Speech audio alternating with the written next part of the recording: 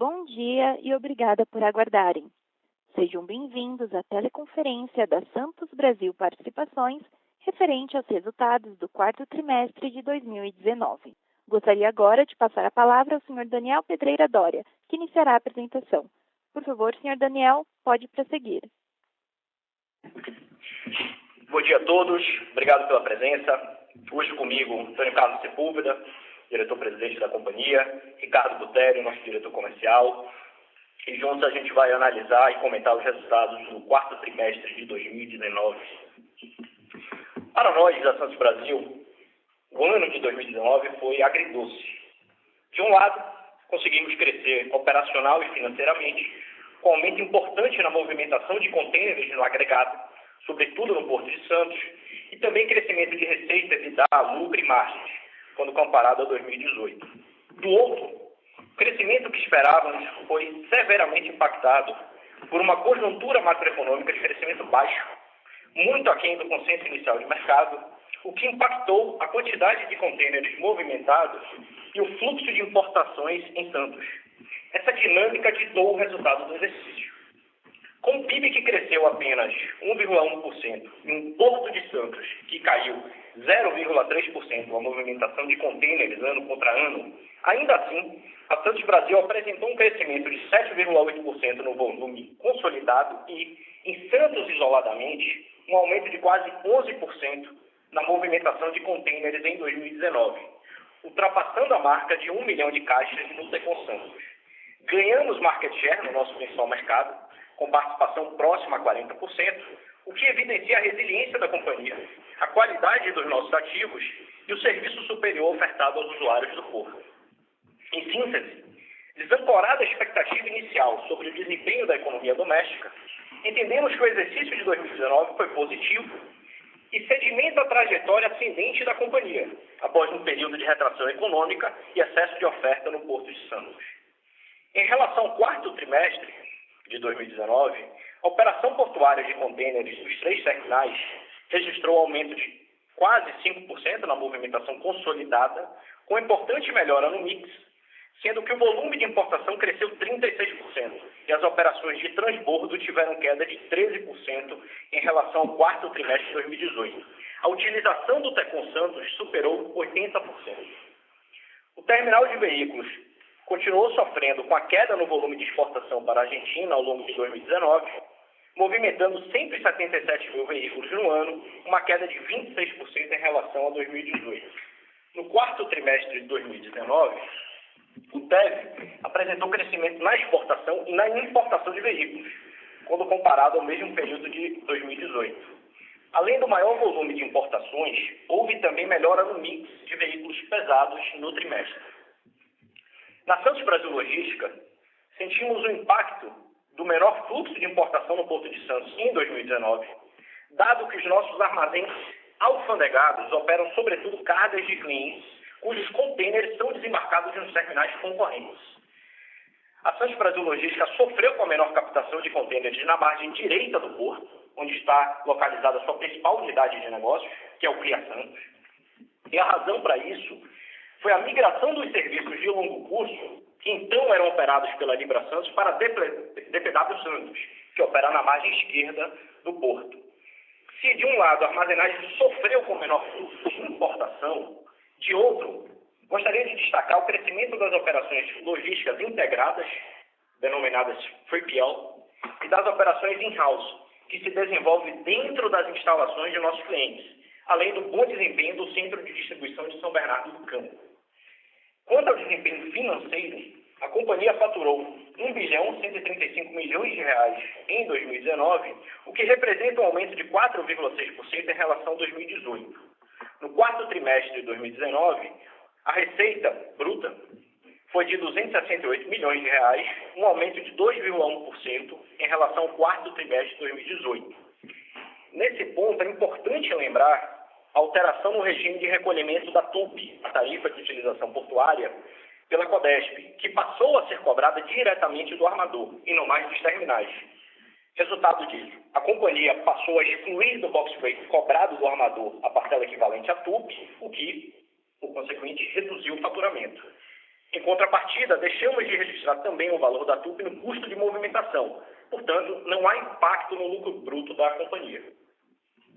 O EBITDA da Santos Brasil cresceu próximo de 17% em 2019, atingindo um montante de 221,6 milhões de reais e margem de 22,6%.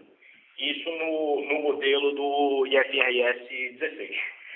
O aumento do volume de cais e armazenagem nos terminais portuários, a melhora de mix no Tecon Santos e o controle de custos e despesas possibilitaram a melhora de rentabilidade e o crescimento dos indicadores operacionais e financeiros em um ano que se mostrou desafiador. No quarto trimestre de 2019, o EBITDA somou 70,7 milhões de reais, com margem de 30,7%. Em relação ao CAPEX, a companhia investiu 120 milhões de reais em 2019, sendo 101 milhões de reais no Tecon Santos, cujo projeto de expansão e modernização continuará avançando em 2020 e 2021, já com melhora do nível de serviço e capacidade incremental com o recebimento de 2 novos guindastes de cais, que chegaram agora em fevereiro de 2020. O nosso balanço continua forte, desalavancado e as disponibilidades somam 425 milhões de reais, o que nos deixa com uma dívida líquida de 11 milhões de reais. Em 2020, confiamos que a Santos Brasil manterá a trajetória de recuperação dos resultados operacionais e financeiros, inclusive com recomposição dos preços praticados em Santos, apesar de reconhecermos que no curto prazo sofreremos com os efeitos do coronavírus sobre o comércio global. Em que pese a dificuldade de se estimar a persistência desse impacto, estruturalmente, acreditamos que os fundamentos do nosso negócio continuam intactos. Essas eram as considerações iniciais que gostaria de fazer sobre o quarto trimestre de 2019 e eu acho que a gente fica à disposição de qualquer um dos senhores e senhoras para responder dúvidas e questionamentos e já antecipo aqui o meu agradecimento a todos. Obrigada. Iniciaremos agora a sessão de perguntas e respostas. Caso tenha alguma pergunta, pressione asterisco 1 do seu telefone. Se a qualquer momento sua pergunta for respondida, aperte asterisco 2 para se retirar da fila. As perguntas serão respondidas à medida que forem recebidas. Solicitamos a gentileza de tirarem o fone do gancho ao efetuarem a pergunta. Dessa forma, uma ótima qualidade de som será oferecida. Por favor, aguarde enquanto postamos as perguntas. Nossa primeira pergunta vem do Sr. Lucas Marchiori, do BTG Pactual.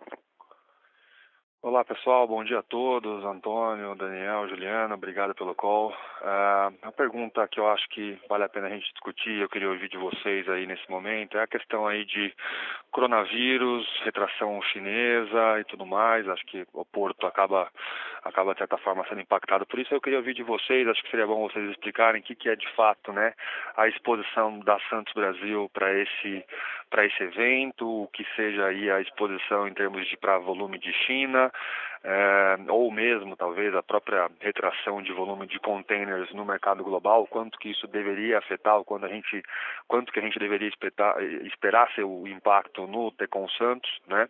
E de certa forma tentar entender o que seria o timing disso, né? A gente não viu até agora nos dados de Codesp o impacto disso. Isso vai começar a partir de março, abril, o que é o efeito do leading time, né? Desse volume que teoricamente deveria vir um pouco abaixo. Enfim, queria ouvir de vocês um pouquinho de comentário sobre isso, até para ajudar a esclarecer um pouco mais esse ponto que tem batido bastante no papel recentemente. Pessoal, obrigado, bom dia.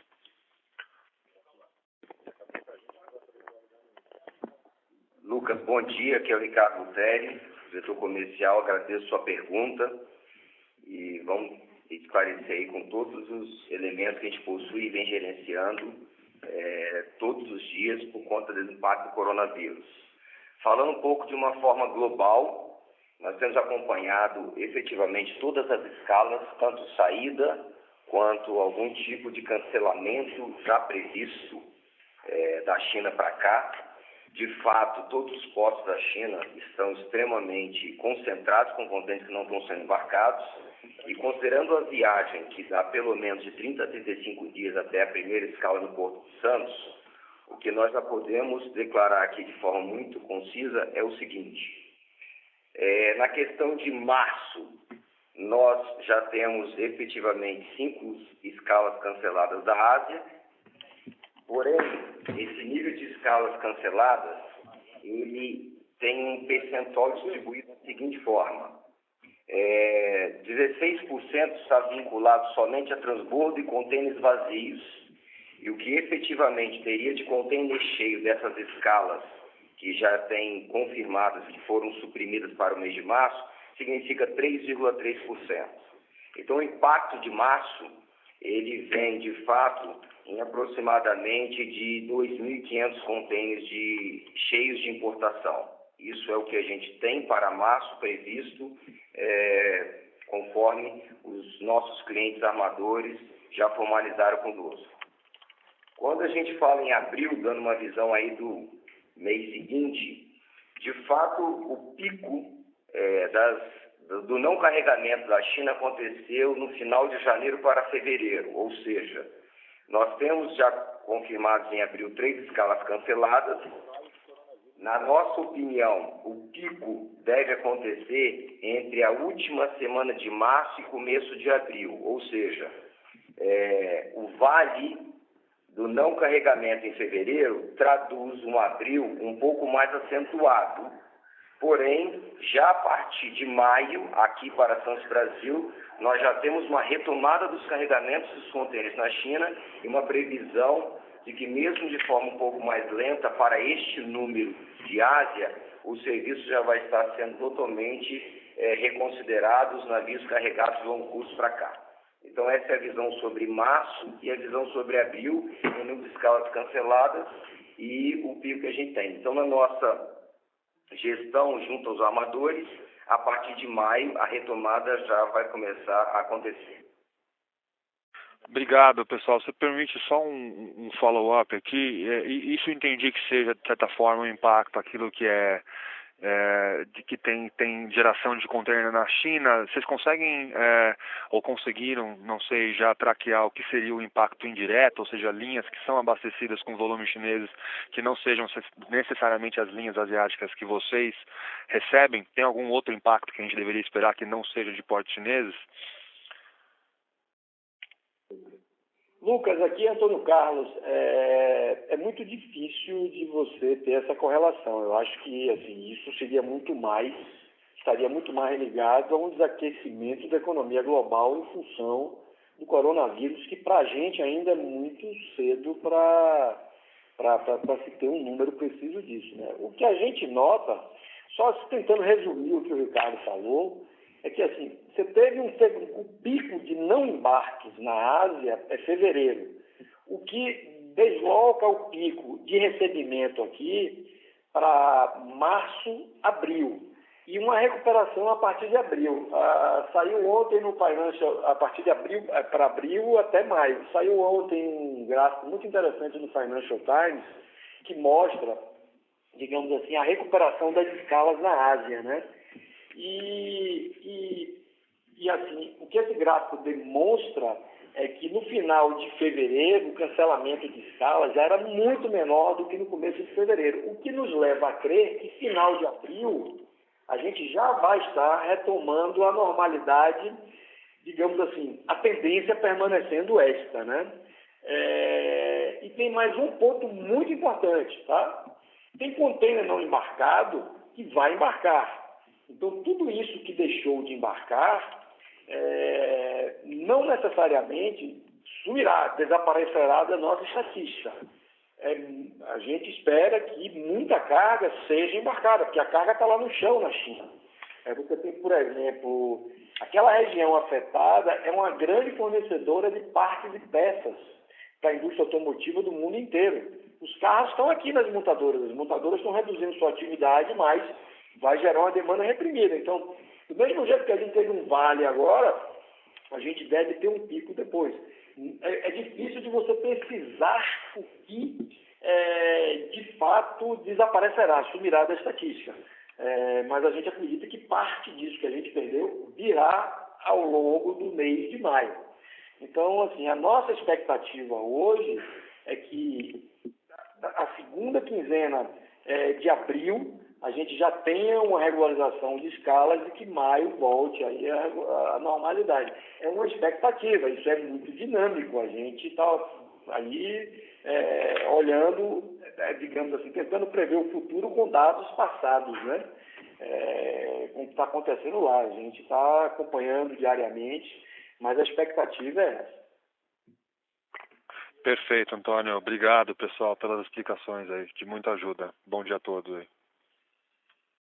Nossa próxima pergunta vem via webcast. O senhor Maurílio, da MF Serviços, pergunta: Bom dia, equipe Santos Brasil. Qual é a perspectiva de crescimento do Porto de Santos em relação ao PIB 2020?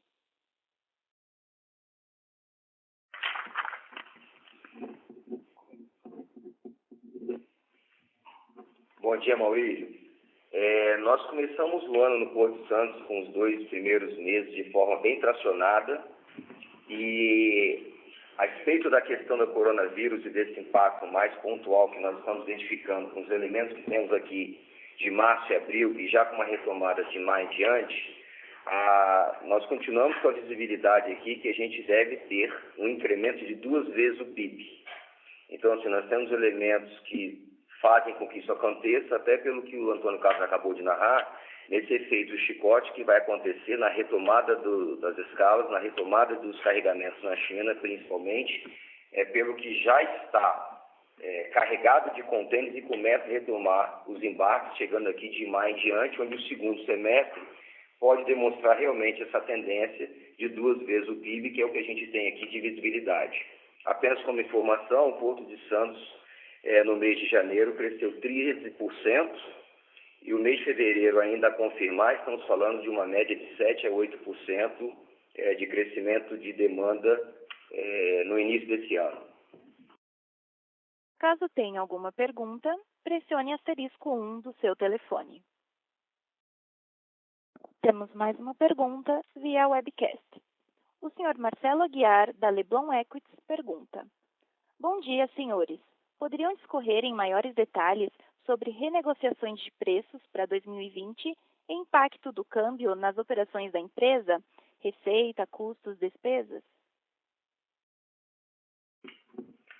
Bom dia, Marcelo. É o Ricardo novamente.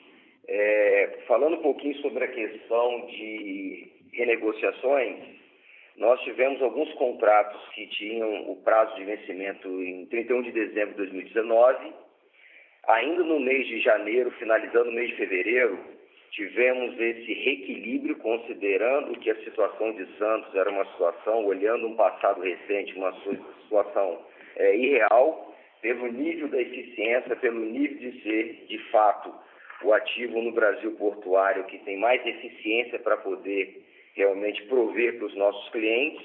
Então, nós aceleramos uma quantidade de contratos para que houvesse o reequilíbrio, considerando agora o novo ciclo de uma demanda mais condizente e positiva para o Brasil e para o Porto de Santos. E tivemos o êxito nessa recomposição, onde nós podemos falar na casa de 2 dígitos de todos os contratos que nós já conseguimos renegociar em janeiro e fevereiro. Então, essa é a parte que nós podemos lhe informar sobre as renegociações dos preços de 20. Esses preços, inclusive, já estão retroativos a 1º de janeiro, mesmo que nós fechamos em fevereiro, valendo pelo ano todinho de 2020. Nossa próxima pergunta vem do senhor Lucas Marchiori, do BTG Pactual. Oi, pessoal, obrigado por tomar a pergunta de volta. Aproveitando aqui o fórum, só para pegar 2 atualizações com vocês, eu queria tirar mais 2 dúvidas rápidas. A primeira, sobre a área número 2 do Saboó, que vocês ganharam a licitação daquele uso temporário de 180 dias. Queria saber como é que está a implementação do projeto, se a liberação do canal do CAI já está liberado, se eles já estão operando ali, até para a gente ter uma atualização aí sobre esse potencial de receita que pode vir desse terminal. E o segundo ponto, se vocês puderem comentar um pouquinho sobre a margem recorrente do quarto tri. A gente viu uma desaceleração aí vinda a margem, olhando sempre a margem pro forma recorrente, né, de 16 ali no terceiro trimestre para 11 nesse quarto trimestre. Entendo que tem um efeito de sazonalidade aqui, mas teve muito não recorrente também. Então queria entender o que seria, ou o que a gente deveria esperar ser a margem de fato recorrente olhando para frente aí 2020 desse negócio, principalmente no CAIS, né? Seria legal pegar essa visão de vocês, pessoal. Obrigado. Lucas, obrigado pela pergunta. Sobre o primeiro ponto que você colocou no Sabuó, o que nós temos a te informar e ao mercado é que efetivamente nós estamos acompanhando o processo, toda a gestão de trâmite interno, regulatório entre os entes envolvidos. O contrato transitório, onde nós saímos vencedores do certame, já saiu da Codesp para a ANTAC. Estamos aguardando ainda, para o mês de março, a assinatura do contrato, tão logo venha da ANTAC a confirmação da peça elaborada do contrato transitório, para podermos assinar e, então, podermos assumir essa unidade. Enquanto isso não ocorre, comercialmente, estamos já com uma série de frentes, uma quantidade de matriz de carga sendo estudada, tendo um approach da nossa equipe comercial com alguns clientes para poder, tão logo a gente assine, possa assumir com todas as licenças necessárias para começar as operações. Ou seja, a previsão dada pela própria Companhia do Estado de São Paulo é que nós recebamos da ANTAC ainda em março o contrato para assinatura. Perfeito, pessoal. Obrigado. Sobre a questão das margens, desculpa. Daniel falando, tudo bem? Tudo bem, Daniel. Como é que tá? Tudo ótimo. O terceiro TRI de 19 contra o quarto TRI de 19, a desaceleração é muito em decorrência do que você mesmo comentou. É a sazonalidade. O terceiro TRI costuma ser o melhor, e o quarto TRI você enxerga uma desaceleração forte já ali a partir de novembro e dezembro. Esse ano, o quarto TRI surpreendeu quando a gente olha para o quarto TRI de 2018, olhando aí quarto TRI contra quarto TRI, a gente olha, percebe que melhorou, né? Quando a gente olha o EBITDA recorrente, houve um aumento de 56%. O que a gente notou? Um outubro forte, um novembro que a gente esperava que desacelerasse já na sua primeira semana, ele ficou forte durante as 2 primeiras semanas e o mix melhorou, a importação cresceu. Então, eu acho que essa é a explicação. A gente deve esperar aí um quarto TRI de 20, eu imagino que melhor do que de 2019, com essa mesma dinâmica de mix. Agora, com um preço provavelmente melhor do que o preço que foi praticado no quarto TRI de 2019. Essa é a nossa expectativa. Tá ótimo, Daniel. Obrigado pelas explicações aí, pessoal. Bom dia. Nossa próxima pergunta vem via webcast do senhor Maurílio, da MF Serviços. Como os senhores veem o encerramento das operações de contêineres da Libra, que detinha 15 das operações no Porto de Santos e agora deixou o caminho livre entre as 3 grandes empresas? Quem vai pegar essa fatia? Maurílio, obrigado pela pergunta. Olha, acho que o ponto principal, quando você olha o encerramento das operações da Libra, é uma maior racionalidade, um maior equilíbrio entre a oferta de capacidade no porto e a demanda. Esses serviços que operavam em Libra já foram distribuídos, né, ao longo de 2019. Eles foram, em grande maioria, para a DPW Santos, que abocanhou aí 90% desse volume, e 10% migrou para a Santos Brasil. O que a gente percebe agora é o seguinte: dado esse ambiente competitivo e BTP deve continuar operando a capacidade cheia, né, a full capacity, o que a gente olha é o Tecon Santos muito bem posicionado para pegar uma demanda adicional que eventualmente venha para o Porto de Santos. Por quê? Porque temos ainda capacidade para absorver um serviço de muita qualidade, ainda mais com as obras de expansão e a chegada dos novos equipamentos. E quando a gente olha para a DPW Santos, que embora tenha também capacidade ociosa, ele migra para um outro tipo de carga, muito focado em celulose.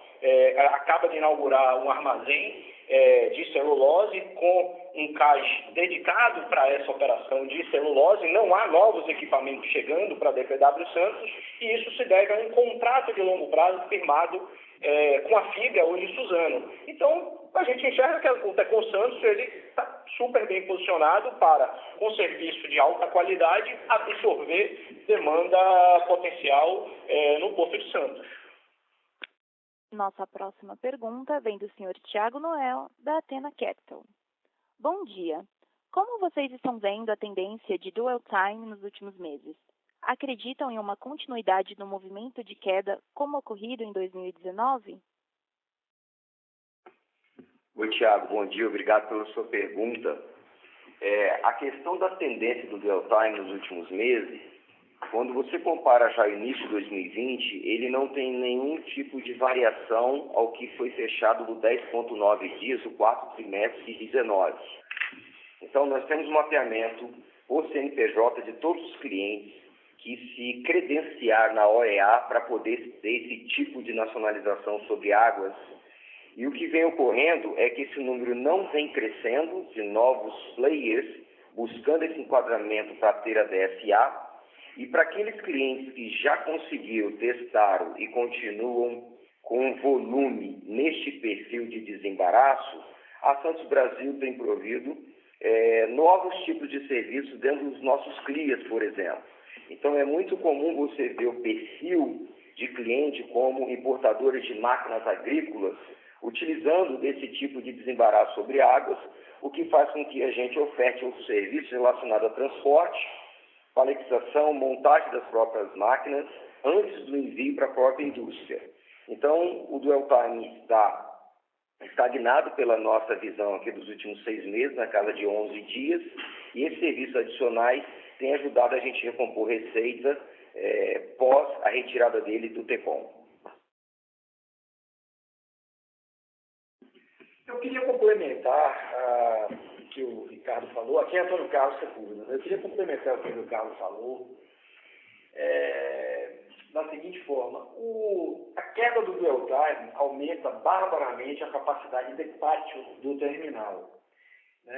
E o que a gente tem que fazer aí, e é o que a gente vem fazendo, trocando, digamos assim, a natureza da receita. Então, o terminal vai, digamos assim, se transformando ao longo dos anos em um equipamento de grande volume, muito volume, custo baixo.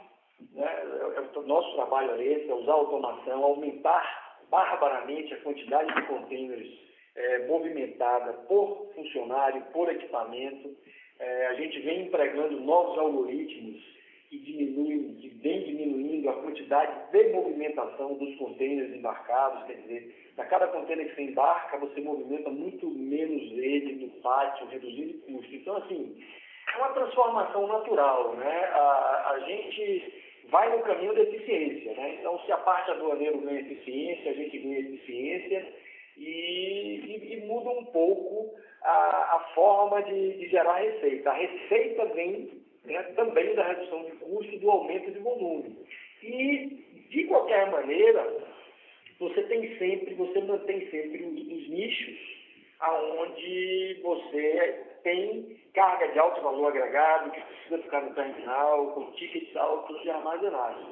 Então, a gente enxerga essa queda do dual time como uma coisa natural, ela já vem de muito tempo, ela é constante, nos últimos 15 anos ela vem caindo, e o que a empresa tem feito para isso é criar novas fontes de receita, ganhos operacionais, redução de capex em função da desnecessidade de prover mais espaço para armazenar contêiner. Então tem uma compensação do outro lado também, era essa imagem que eu queria passar.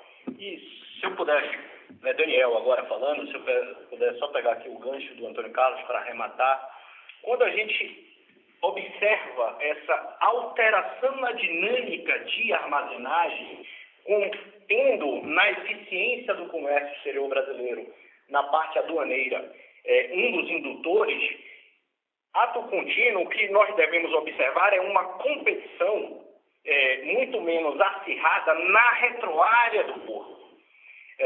Então, a armazenagem tenderia a ser melhor absorvida pelos terminais molhados tendo aqueles agentes retroportuários, retroalfandegados, chamados TRAs, que foram criados lá na década de 80 por uma deficiência dessa cadeia logística brasileira, dessa cadeia do comércio exterior brasileira, que vai acabar tendo uma maior absorção de armazenagem pelos terminais molhados. Isso em tese, olhando puramente para uma dinâmica competitiva teórica.